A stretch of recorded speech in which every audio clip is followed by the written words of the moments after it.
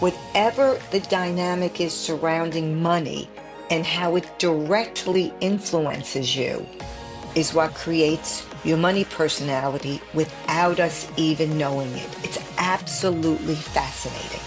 Welcome to the Wealth Strategy Secrets of the Ultra Wealthy podcast, where we help entrepreneurs like you exponentially build wealth through passive income to live a life of freedom and prosperity. Are you tired of paying too much in taxes, gambling your future on the stock market, and want to learn about hidden strategies for making your money work for you? And now your host, Dave Wolcott, serial entrepreneur and author of the best-selling book, The Holistic Wealth Strategy. Hey everyone, welcome to today's show on Wealth Strategy Secrets. I'm your host, Dave Wolcott, and today we have an incredibly insightful and empowering episode lined up for you. Joining us is the brilliant Dr. Ann Tublin, a globally renowned expert in emotional intelligence, relationships, and the psychology of money. You might know her from her work as the real-life Wendy from the hit show Billions. In this episode, we'll dive deep into the emotional and psychological underpinnings of our relationship with money. Dr. Ann will reveal the 5 money personalities she's identified, how they impact our financial decisions, and what we can do to course correct for a more fulfilling and successful relationship with wealth. Whether you're a compulsive saver, a moneymaker, or somewhere in between, this conversation is packed with actionable insights for anyone looking to unlock financial freedom and build a lasting legacy. Make sure to stay tuned until the end as Dr. Ann shares powerful strategies for improving not only your financial future, but also your relationships, family dynamics, and personal fulfillment. Let's get started. Dr. Ann, welcome to the show. Oh, Dave, I'm so excited to be here. I was literally waiting for this all week. I know I need to get a life, but it's true. No, I have been as well. And I know the audience is going to extract so much value out of this conversation because I think you bring this dimension and insights into how we view money, how we view wealth, that most of us just don't really see, right? And you have an amazing background with which, you've studied this, you understand the psychology, the emotional intelligence, and how this really kind of ties into money and what really drives our decisions, which I think is what, a lot of us are really trying to figure out. So why don't we really jump in and talk about a little bit about your origin story and really, how did you get into clinical psychology and kind of studying this as your passion? Okay, so thank you for all those kind words. And I feel very strongly that everything is about relationships. And what I always tell people is it's all success in every area of your life is predicated upon the ability to create, nurture, and sustain healthy relationships. But we also have a relationship with money. And that's where the psychology comes in. So I've always wanted to help people. I hope your audience hears this the right way. But my joke is I'm just as smart as the guys on Wall Street. I wasn't about making money. I could have gone to Wall Street and made money. I wanted to always help people. So I've been able to, so I went to school and I have 2 masters, and then I have my doctorate in clinical psychology. And then my work as a clinical psychologist many, many years ago morphed into coaching and consulting. And I really like that a lot more because it's much more forward focused as opposed to banging your head against the wall. Like, okay, I get the pattern. Now what do I do about it? I've been very fortunate where I work with people in all different fields, but I do a lot of work with wealth management firms like your own, also accounting, a lot with money. And what I've realized is our relationship to money determines the decisions we make about money. And people, especially the quant guys and the actuaries, they love to tell me that's nonsense. We have all this data, we have charts, we have numbers, we have, all these beautiful different colored things. And my response is always, well, if it's all about data analysis, then why do you really smart guys on Wall Street make some really dumb decisions? And of course, it's a little bit more complicated, but many times our emotions get in the way of buy, sell, hold, invest, whatever. But on a micro level, when we look at money in our life, it really is the driver for so many things. And it's not really about how much money we have or don't have. It's about the attributes that we attribute to money. So it's sort of kind of fascinating. Am I answering your question? 100%. Keep going. Okay. Okay. Yeah. So, because I can go off, like I could Yeah. go off. So basically, my very, very skinny background that's related to the money conversation, because I have so many stories, is when I was very young, I'm one of five, my father literally dropped dead of of a massive heart attack. And he left my mother widowed with five children at 36 years old with no education. And my mother was an only child, so she had no family, she had no education, she wasn't formally educated. We didn't find out till much later that she didn't even finish high school. But so she had no support, emotional, financial, social, nothing. Although she did have a great group of friends, it's not the same as your family. So I remember saying to my mother, well, why don't, it's not like we were living so high on the hog before my dad died. But when he died, there really wasn't any life insurance. Everything came to a screeching halt. So I said to my mom, why don't you become a teacher? You love history, you love to read.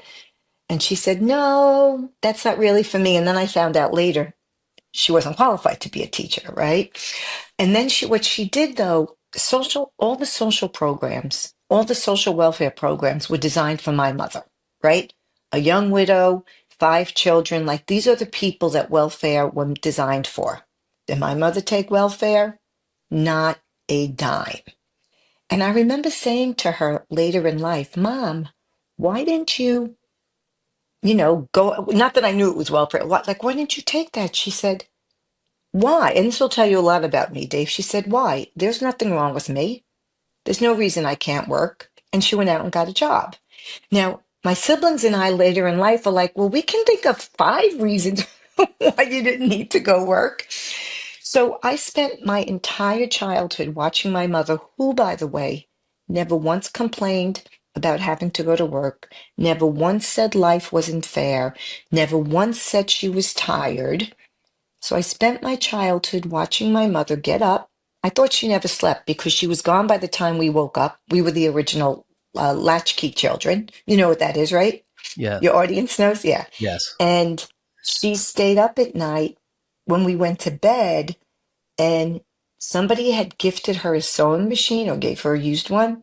And I can remember the sound of the Singer sewing machine going because she made her own clothes, which were beautiful. But when you're a kid, you want what everybody else wears. So I was determined that I was never going to be my mom in that regard. I was never going to allow myself to be put in a situation where I had to work like a dog because I didn't have money. And sidebar, Dave, the job that my mother got was she worked for CBS International News in New York City. She started as a secretary and worked her way up because my mother was brilliant and she was gorgeous until the day she died. Like, I mean, she could stop a clock when she walked into a room without, she never went for a massage or a facial or anything.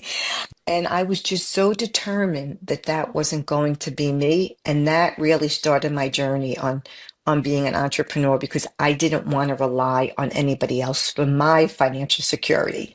So, are you sorry you asked? Yeah, no, it's really interesting. And, it's reminding me, kind of reflecting back on my childhood and, it was definitely a scarcity household. Hmm. I mean, we had plenty, but that was just the mindset, right? Yeah, So, that creates this environment where there's just never enough. Right. right. So, and I think, to your point, yeah, that definitely shapes you. And you mentioned how early does it actually start that you start to begin this relationship with money?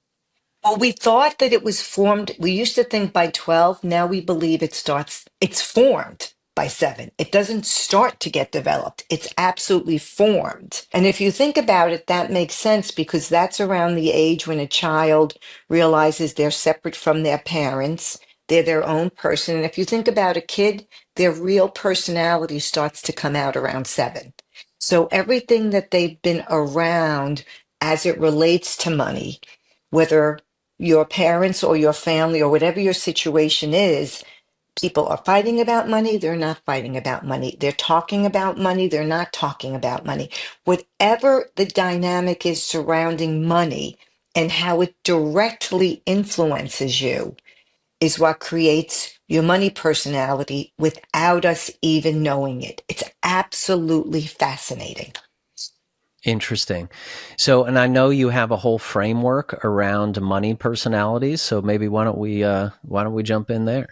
Okay, so this is fun. This is fun. Yeah. So I created 5 different money personalities. Now I'm sure there's other money personalities information out there, but this is the material that I created. So the very first person that I wanted to discuss is it's the compulsive saver. So do you want to guess, Dave, what fictional character would represent the compulsive saver?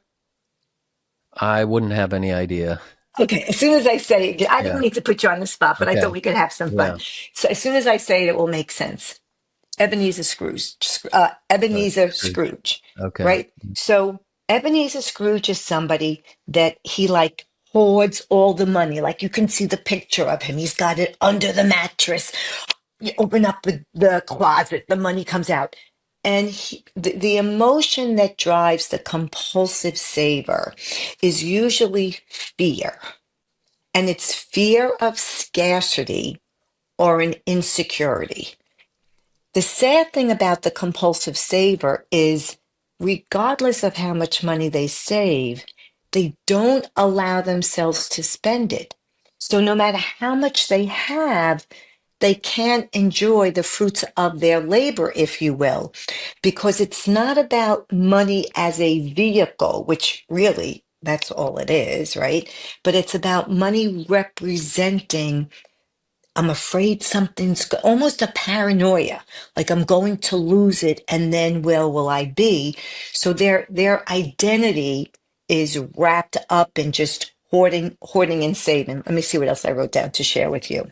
Yeah, Yeah. so usually this person grew up in a home where there was a lot of financial instability or they experienced economic hardship. So to say that they're saving for a rainy day is an understatement. Yeah. So any questions on that? No, it makes sense. And I've met entrepreneurs that have had 8-figure exits and they Yep. still act that way. Yeah. Isn't it crazy? Yes. Yeah. So And that makes a do lot of they sense. they don't necessarily see it for what it is.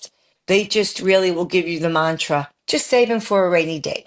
Right. And they don't Right? want to lose, and then they don't want to lose a penny. Right. So Right. it becomes, and then they're using their lizard brain, right, all around scarcity just because what if, if something Exactly. happens. It's almost like worse, right?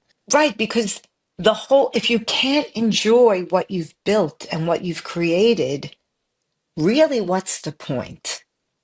At least that's my perspective, right? I mean, make it, save it, right? You know how to save it and spend it, and you help people and have your money make money for you. If it's sitting under your mattress, you're really losing money, which is a little bizarre when you think Yeah. about it. Yeah. So, okay. Absolutely. So hopefully nobody listening can see themselves as the compulsive saver, but I bet you they know people that are. Yeah. Okay. All right. So the second personality that I created, I love this one. She's called the compulsive shopper, and I call her Shopaholic Sally. So we already have a picture of that woman with all the bags. And usually the emotion tied into the shopaholic is someone with euphoria and emotional relief through spending. So let me lay the groundwork for you. And again, it's a gross simplification, right? There's always exceptions. You have anomalies. Usually the shopaholic is the person that grew up in a home where maybe they didn't feel well, or they were anxious, or they were depressed, or they would experience any type of uncomfortable feeling. and their parent or their caretaker would say when they're younger, oh, let's go get a toy, or oh, have something to eat. Is also a little bit of overeating in there, or let's go clothes shopping. So what happens is at the moment of the purchase, whether it's in the store where you take it off the rack or you're online and you hit send, by the time you get home with the product and or by the time that the product is delivered to your house, it's irrelevant to you because the relief from the uncomfortable emotion that the shopping is predicated upon is no longer relieved anymore. So you need to repeat the behavior. Does that make sense? Makes perfect sense. And I know some of those types as well.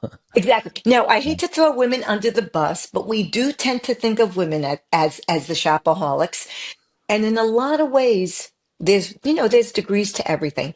But if you go into somebody's closet, I happen to know somebody like this. You open up their closet and you see all the tags are still on the clothes. They never even wore the clothes because the purchase wasn't about the clothes. The purchase was about relieving the distress that they were feeling, and they didn't learn any of the tools to manage that. So it's sort of kind of really not cool. So what did I write down? Usually they talk about somebody like this would come from a home where love and attention were either inconsistent or conditional. So again, shopping becomes a way to self-soothe or fill emotional voids that provide a fleeting sense of joy and validation. So you can see how the behavior needs to consistently be repeated. Got it. Do you want to comment on that at all? Nope. I think that's perfect. Let's go into the other ones. Okay. So the I'm next thinking one about my kids. You know what's interesting about this too is Uh-oh. I want to go through all five, Uh-huh. and then I do want to talk about, okay, once we've identified ourselves with which personality we're tied to, right? How can we make corrective actions to try to reframe that? And the other thing that's going through my mind right now, which is interesting, I want to talk to you and for the audience out there, Dr. Patty Ann actually has twins as well, and I have triplets, right? So, so we commiserated together how blessed watching we the were. kids. This is also super important for our kids, right? Because I'm watching my triplets who have completely different money personalities, and they were grown up in the same household, the same values. We talk about all these, things around, building wealth, and they're having different, mindsets around money and personality. So I want to cover that as well. But let's finish. Okay, but hang on. 3 through 5. Let me comment on that. That's a Okay. great thing, right? And you have 4 altogether, and I have 4 altogether, Yeah. right? Yeah. Yeah. So we didn't even learn. But anyway, I do want to comment on what you said about. So when we grow up, like we think about your own siblings, right? If you have siblings, you might have different personalities for the listeners and how people are different with money. And thinking about our own children, even though our children grew up with the same set of parents and the parents' value towards money, this is an interesting psychology of, but everybody's truth can be different. So one child's perception of money might look very different than the other child's perception of money because of the emotional label that the individual child puts on the money. Is that interesting? Did that make sense? Very interesting. Yeah. Right? It also explains, you talk to your children and 3 of them they might all have a very different perception of their childhood and how they were raised and if their parents were strict or lenient or liked them or didn't like them. And it was the same home. It's unbelievable. Yeah. Right? So there's always that individual pull, that innateness that speaks to so many different things. Because even though you had triplets, I had twins, they still had different life experiences within and outside the home that help shape our attitudes towards everything. Hey, it's Dave Wolcott here. Let me ask you something. Are you tired of the same old financial advice that leaves you spinning your wheels? If you're ready to discover the real secrets the ultra wealthy use to build unstoppable wealth, then I've got something just for you. My new book, The Holistic Wealth Strategy, is your ticket to learning the proven strategies that the top 1% don't want you to know. This book isn't just about money. It's about building a life of purpose, freedom, and lasting impact. And I want to give you a free copy. Visit holisticwealthstrategy.com and get yours today. It's time to level up your financial game and create the future you deserve. Yeah. Including what their talents are. So anyway, I had to jump on that as a different sidebar. Yep. Okay, so then the third personality. Okay, so if I give a workshop on this, I have a great video for this, and it's called the compulsive money maker. And I will not put you on the spot this time, but think about the Wolf of Wall Street, and you had Jordan Belfort. Remember that character that was Caprio, Leonardo DiCaprio, right? And this is for someone who all of their pride is wrapped up in money. Now, what's different about the compulsive money maker is that they don't have to hold it. It's actually very important for them to spend it because their validation comes from an external validation, meaning, so let's say everybody's going out to dinner, right? And it's your birthday, Dave, right? So it's all about you. It's all about you. And then I decide to pay the check and I insist and I sort of kind of grandstand about it. That could be the compulsive money maker because now what I've done is I've made it all about me instead of about you. And I'm the hero, right? So the compulsive money maker, creates this aura of they will spend it and they will make it. And they're not worried about spending it because they're confident that they'll make it again. So these people are incredible risk takers. As long as the return on the investment is making it, they will gamble all day, every day. It's really interesting, but it becomes pathological, right? So usually this person grows up in a home where success and achievement is tied to the parents' approval.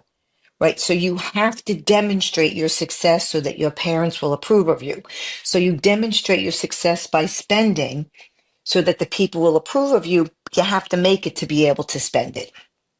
And they also see the money as a measure of their value and their power. And again, there's degrees, but I think we all know people like this, Dave. Yeah, definitely. Right? You want to comment on that or no?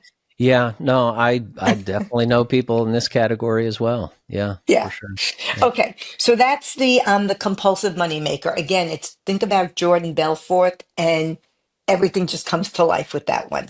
Okay, so the fourth money personality, I would say, and I can't show you research, but I would say it's the least popular personality, but it's there anyway. We might see it in our kids a lot when they're younger, but it's called the indifference to money personality. And I call that person laissez-faire Laura.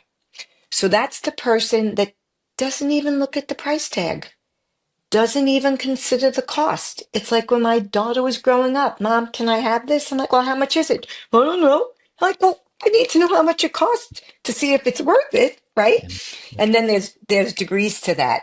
And usually the emotion attached to the laissez-faire Laura personality is they're detached or there's a total indifference. Usually, not always, but usually these people come from pretty affluent and privileged households where money was abundant and not a source of stress.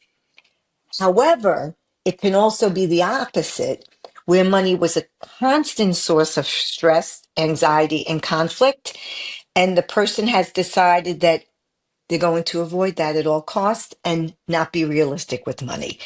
I wanted to cover both bases, but I tend to think the indifference to money, and in my experience, has been the person that grew up in a very affluent home and just spends the money as if it's water. And I think it's a very, very unhealthy attitude because you're not really grounded in reality and the value of what the money is and how it could be different for different people. What do you Makes think? perfect, yeah, makes perfect sense. Okay, I know plenty of people in each category so far. So you've Okay. nailed all four of them so far. Okay. So this last one just cracks me up. I don't know why. And this money personality is the worrier, and I call him William the Worrier. And we all know people like this. And the emotion that drives this personality is anxiety and a persistent, unrelenting fear of losing everything. So usually this is the person that grew up in a home where they had a certain level of financial success, for lack of a better word, and then something happened. Either somebody lost a job, or they went into bankruptcy, or their home was foreclosed upon. So they had money at any different level, and then all of a sudden it was suddenly taken away from them. So William the Warrior is the type of person that is, he could be really successful, she could be really successful, she's rocking on all cylinders, making a fortune, and yet no matter how much they have, no matter how much they make, no matter how much they literally are successful financially, or the world sees that they're successful financially, they're in constant fear of losing that money. So again, they don't get pleasure in the money they have because they're ready to lose it at any moment. So I actually work with a client. It's all remote, but her husband happens to be on Wall Street, and they just bought a second home, a beach home, and up at the Cape, and he buys the home. He's like, "That's it. I'm going to lose my job. I just know it." But in the past, when they would buy a car. That's it. Now I'm going to lose my job. So there's this constant fear and anxiety, and they are riddled with anxiety, Hmm. and no rational explanation will ease that anxiety. I think I covered that all. Yeah. Yeah. So Yeah. it's sort of kind of sad. Yeah, that's super fascinating. So what do you think? Is there an ideal money personality that we want to have? How should our relationship with money be So focused? so of course I don't have the ideal personality. I was just giving the extremes, but I think if we look at money as it's just another commodity in life that will enrich us in terms of our relationships and take stress out of us and give us choices. That's the healthy personality. So, like my second book was Money Can Buy You Happiness: Secrets Women Need to Know to Get Paid What They're Worth. And it was about negotiating. But I got scathing emails from people. You don't know, you call yourself a clinical psychologist. You don't know anything about happiness. Money has nothing to do with happiness. And I think Zig Ziglar once said, money is like oxygen, like try living without it, or something like that. So I look at money as it gives you choices and opportunities that you otherwise would not have.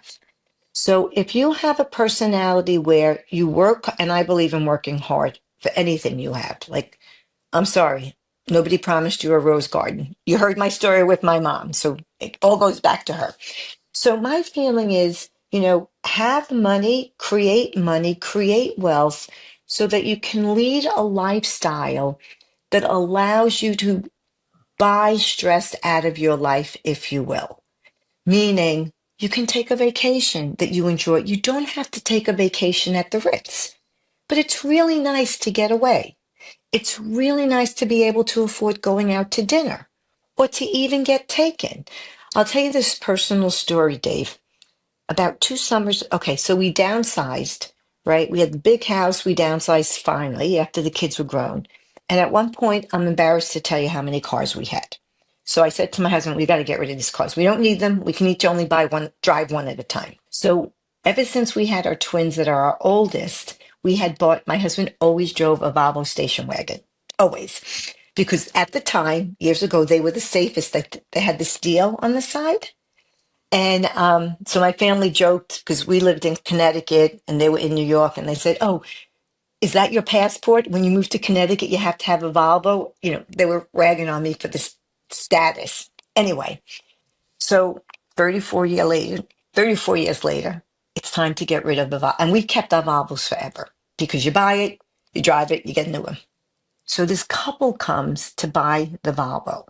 Now, we maintained our cars. It was in great shape. It was just time to go. To this day, people are not used to my husband not being in a Volvo station wagon. And this young woman came, young, middle-aged woman, whatever she was, came to the house, gave me money for the car, kept the car at my house. I'm like, dude, don't do that with anybody else. Like, people will rob you blind. She came back the next day with her husband. The husband gets in the car, starts the car. The car is 14 years old, Dave, and it has like 243,000 miles in it. And he said, "Oh, we are so blessed. Thank you." I was so touched by that. And the point of the story is it's all relative, right? But you need money to be able to purchase things that enrich your life or make your life easier. And they told me this whole story that she had to drive his truck and they'd been looking, they couldn't find anything. So the moral of the story is you don't need to have fancy stuff, but you do need the money to help you at least have the necessities, maybe, and then some. Did that make sense? Do Yeah. you want to cut this? Yeah, no, no, that makes perfect sense. I totally, see that and everything. And again, I to me, it really seems like this journey around self-actualization, right? Hmm. And going back to Maslow's hierarchy, right? And you've got your financial security as one of the basic levels, right? Just to provide, for your family, right? So you kind of start there. And then as you're able to move up, right, into having more abundance, you can do more for other people. Yes, you can buy some of those pleasantries, right, that we're all looking for, but you can also start to impact others, right, have more purpose in your life. And really, the other thing that I find fascinating after talking to thousands of investors and entrepreneurs over the past 20 years is really that I think deep down, when you look beyond the money, in my estimation, what people are really driving for is freedom in their lives.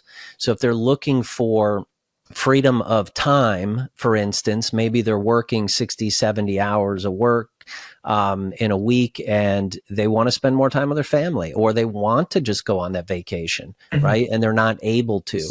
Or yeah, man, you have a growing family, you have 4 kids and you don't have enough money to go on vacation, right? Hmm. Except going camping, is maybe Which all. would not be a vacation for me, for the Yeah, record. exactly. Right. So it's kind of that freedom of money. It's having freedom of time. It's having freedom of purpose, to wake up Hmm. and do, the things that you want to do. And a lot of us, follow this trap, right? We get maybe these educational degrees. We work down a specific track and, 10, 15 years later, you're like, you've got all this debt racked up, plus your living expenses, raising a family. You've got, basically your lifestyle creep, and you're just Hmm. trying to keep up with it. Right. Hmm. And I think a lot of people can get stuck there, and it's really hard to figure out the way out, which is why, we focus a lot on the passive income Hmm. investing theory, where you can create assets, right, where your money is working for you, Hmm. and then start to really create some options in your life to free that up. But what are your thoughts really around that Hang on, whole may I concept of comment on that? freedom? Yeah, On what you said? sure. So, Yeah. well, actually, that is part of the question. So, I am a die-hard capitalist, and capitalism thrives in a democracy like the states, and we represent freedom. We are the beacon of freedom, I believe, to the world, right? So, what I love about capitalism is what you just said. You can be philanthropic. Right. I love the fact that some of the people that we meet that are incredibly wealthy are incredibly generous. And I am so grateful to be in a country. I'm not sure how international this is. I'm sure your podcast is international, but in the States, there are so many people that are so philanthropic. Some are quiet about it, others are not as quiet. I don't care. But when you make money, you can enrich everybody. It's really, to me, it's so wonderful. I just love that. And I feel, to answer your question about the freedom, I use the word freedom and I guess choice interchangeably, right? If you have the freedom to do something, you have the choice to do something. If you're just living paycheck to paycheck, And unless you're, nose to the grind, you're not making money, then you might have a lot of money, but you don't have the freedom of time, which really is the most valuable commodity, because you can make money, you can lose money, you can make it again, right? And you have the compounded interest. Time, you and I and your listeners are listening to this podcast now. At the end of our life, we are never getting this time back. So if money acts as a catalyst to save time or enhance your time, to me, that's golden. Absolutely love that. That's really good. So, Patty Ann, what can listeners do, right, if they've recognized maybe one of those money personalities in themselves and their spouse, or frankly, even their kids, right, as we're raising kids and we're starting to see that money personality kind of develop? What are some kind of tools or tactics that they could use to maybe course correct some of those things, or be more self-aware of that to make better choices and ultimately be a better, become better investors?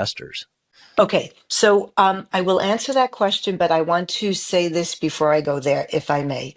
So, the quickest way to lose 50% of your asset and your wealth is to get divorced. Quickest way.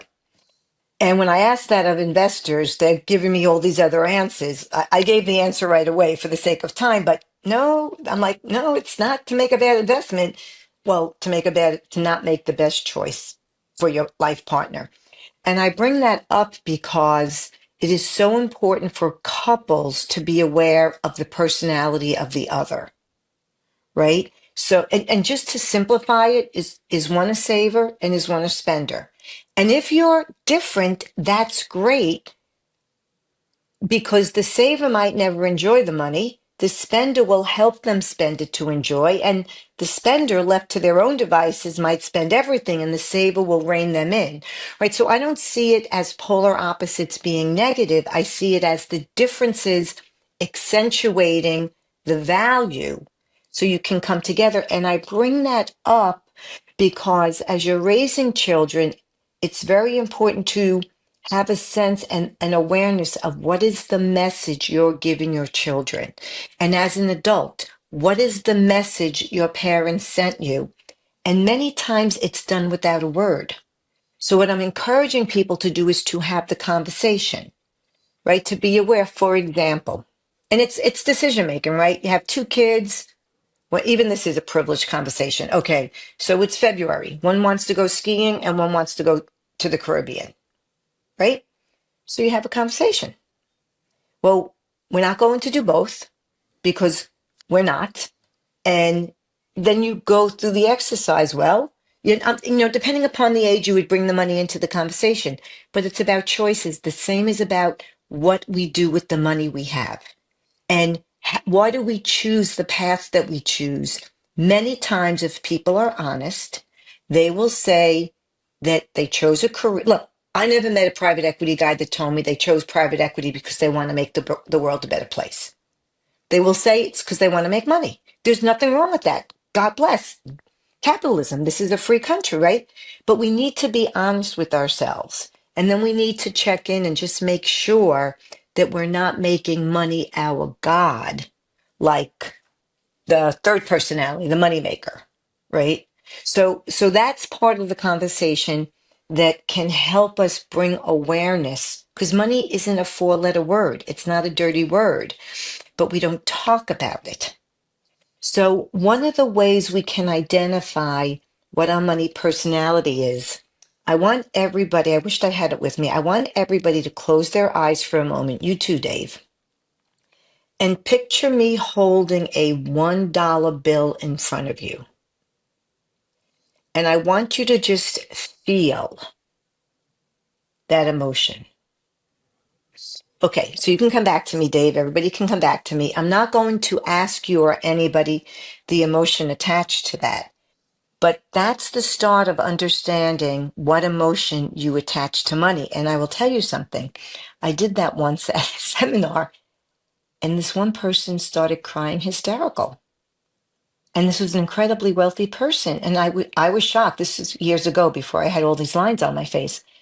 I said, What's the emotion? He said, I don't believe I deserve this.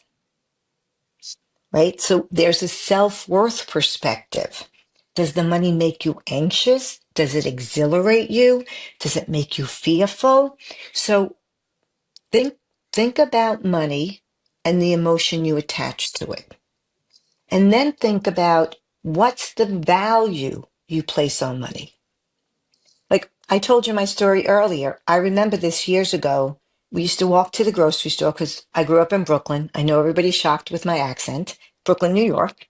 And I remember once my mother gave me $20 to go to what was called the A&P, which is a grocery store. Right? I don't know. Is that regional? Do you know the A&P, Dave? Oh yeah, I do. There was one in Right. Oh, Connecticut. Yeah. right. Okay. So the A&P.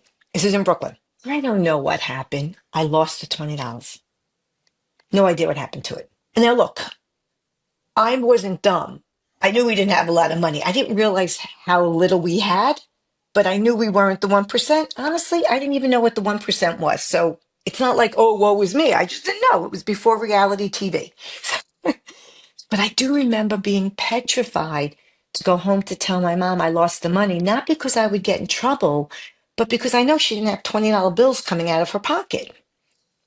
So I remember, I'll never forget this. I went home, I said, Ma, because I'm from Brooklyn, Ma.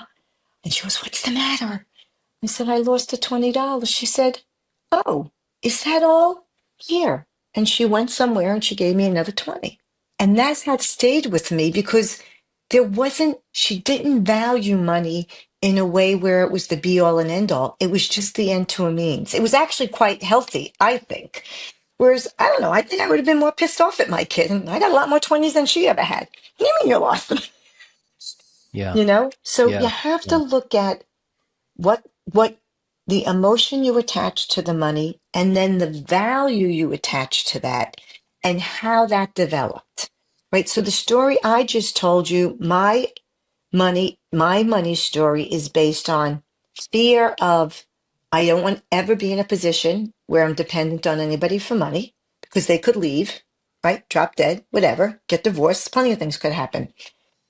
But it wasn't the be all and end all. But to me, money it serves an ends to a mean. It's a purpose, but it's okay. Like I always joke and say, my kids aren't the smartest. My husband's not the best looking. We're not the richest, but I'm good. Like, I'm good. I'm good. And I mean that sincerely. And so you have to think about how you value money and where that came from. Some people will tell you about their grandmothers, but many times people will tell you about their parents fighting or their parents not fighting about money. And either way, you're getting a message. So once you can uncover where your story started, if there's a piece of your story that you'd like to change, you now know where to go. So we did a little bit of an archaeological dig. Does that make sense? Yeah. 100%. Yeah. Yeah, really, that's so insightful, right? To go back and really kind of understand, the source of that, and then how we can really course correct, right now. Because I do believe, around investing, well over 50% of it, probably even closer to 80%, it's all the psychology of it. It's all this money personality, the story with it, right? And is that really helping you in your life, getting to you where you want to be? And the things that you want to do, right? What you want to actually be, do, or have in life, right? Or is it Oh, I pulling you like that. Be, backwards? do, or have. I'm Yeah, gonna be, use do, that. or have. We have a 100 list of be, do, and have in life. So that's a cool thing to practice on. But I think that, too often, again, well, first of all, like I really appreciate your time and insight here. It's been amazing because we're not taught this anywhere. And this is the No, biggest, right? challenge that I see with, money and wealth is like, it used to be taboo. It was taboo in my Right. household. We didn't talk about it, Mhm. how much we had, we just never had enough. Right. Right. But we get, Right. we didn't talk about it, and I think it's important for us to understand it. It's important for us to have a self-awareness and what is our personality, and we need to do that for our kids and try to change the script so that our kids can have a good story about money as they, become producers, right, in the world. And ultimately, I think this is all about just being much more fulfilled. Like Hmm. you just eloquently stated, you have enough. Hmm. You have enough with your relationships, with, the things that you do have, with who you are, right? Hmm. But some people are always kind of, no matter how much they do have, they're not able to get there, right? Because there's Right. things holding them back. And I think this is the unlock for that. Yeah. And honestly, and what's sad about that is they don't even know where there is. So they will never get there. Like you said, Yeah. they'll never get that's because they don't know what there is. But may I say one other thing about with wealth managers that might be helpful? And you probably already know this, though, but I think it's worth repeating or hearing again is that when you are creating a wealth plan for your clients, it's really valuable, I think, to work with, if there's a couple and it's a traditional couple, a man and a woman, right, to work with both of them to really understand what the values are around money, what they need, what they want. And if you hear that, it will really help you customize what they're looking for, and you will be golden to them, right? Yeah. Rather than you telling them or having your opinion, which of course you do, you're the professional. But many wealth managers just work, if we go traditional, with just the husband. But there's value to make sure that the woman, and of course this can be complicated, but to let the woman know what's going on, just so she feels empowered, and it will help you do the best job that you can do for that particular person and or couple. And I think that's important. I think it's silly in general that women don't know this stuff. It's like it's absolutely inexcusable in my book. Not that I feel strongly about Yeah. it. Yeah. No, that's really great. And I always, encourage people to just think about if you're making an investment. For the first question to really ask yourself is really like, why am I making investment, or what do you want out of it? Right? Because if it is to create passive income, what are you doing that for? Maybe you're creating that time that you want in your life, and that's Mhm, important to one of the spouses, right? mhm. But Right. what is that key driver? Because that should then influence your investment decisions over what you're looking for. Mhm, If you're going to mhm. lock money up into retirement until you're into your later years, is it that you're looking for security in your later years? And a lot of people aren't. They're looking for freedom now. So why Right. lock up your money, Right. later on? Right.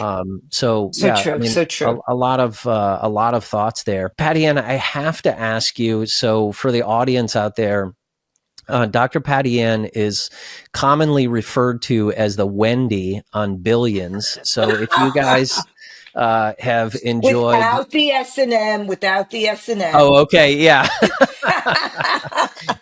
Much more boring. yeah, Don't get great, excited, guys. great clarification. But such an interesting show. If anyone has seen Mhm. it, are there any insights or anything you can share, having observed even a couple of episodes of that, right, on the, strategies, or psychology that Wendy, helped with Axe, making some of these massive decisions that he was doing, or maybe insights into his money personality. Sure. So Axe was definitely a risk taker. I wouldn't say that he was a compulsive saver. By the way, that's a great question. Nobody has actually asked me that. So thank you for asking, but it's just coming to me quickly. So it's not like we rehearsed the questions. Yeah. So a little bit of a compulsive moneymaker, like Jordan Belfort, Yeah. right? Because as that show unfolded, there was a real pathology there.